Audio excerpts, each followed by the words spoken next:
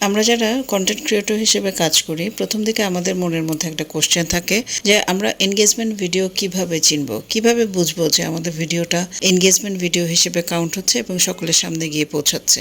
আসলে যখন দেখবেন যে আপনার একটা নোটিফিকেশন আসবে যে আপনার ভিডিওটি 100 ভিউজ হিট করেছে, আপনার ভিডিও 200 ভিউজ হিট করেছে, নোটিফিকেশনে আসে, তখন আপনি বুঝে নেবেন যে আপনার ভিডিওটি এনগেজমেন্ট ভিডিও হিসেবে প্রত্যেকের সামনে যাচ্ছে। এবং অন্যান্য যারা আছে, আপনি যখন ভিডিও স্ক্রল করবেন অন্যদের ভিডিও যেগুলো আপনার সামনে ফিডের মধ্যে, তখন আপনি বুঝতে পারবেন যে তাদের ভিডিওটা হচ্ছে এনগেজমেন্ট ভিডিও। এনগেজমেন্ট ভিডিও কখনো অ্যাভয়েড করা উচিত না। সেখানে একটা লাইক অথবা কমেন্ট করলে যেটা হয়, যেহেতু ভিডিওটা এনগেজমেন্ট ভিডিও হিসেবে কাউন্ট হচ্ছে, দেখা যাবে যে আপনার লাইক এবং কমেন্টের জন্য আপনার কোনো না কোনো ভিডিও কিংবা আপনার এই কমেন্টটি, আপনার আইডিটি হতে পারে অন্যদের সামনে গিয়ে পৌঁছাবে। সুতরাং এনগেজমেন্ট ভিডিও কখনো দেখলে অ্যাভয়েড করবেন না। এনগেজমেন্ট ভিডিওতে কমেন্ট করবেন এবং লাইক করবেন। শেয়ার করলে তো আরো ভালো, আইডির পরিচিতিটা আরো দ্রুত বাড়তে থাকে। তো আমি এটা আগে জানতাম না। আমি আসলে ভিডিও দেখতে দেখতে অনেকের কাছ থেকেও শুনেছি, পাশাপাশি নিজের ভিডিওর ক্ষেত্রে আমি ইমপ্লিমেন্ট করে দেখেছি যে হ্যাঁ, এটা সত্যি হয়। এবং এনগেজমেন্ট হ্যাশট্যাগটা খুব ইউজ করবেন, তাহলে দেখবেন যে খুব দ্রুত